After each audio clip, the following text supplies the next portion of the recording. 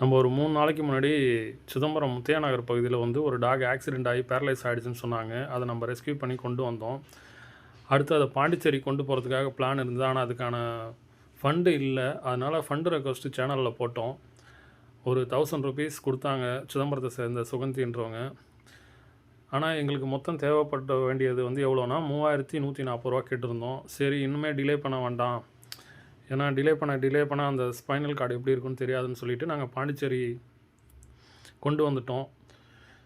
கொண்டு வந்து எக்ஸ்ரே எடுத்து பார்த்தோம். எக்ஸ்ரேல பார்த்தா அந்த ஸ்பைனல் கார்டோட டிஸ்க் வந்து 1 கீழ 1 மேல இறங்கி இருந்தது.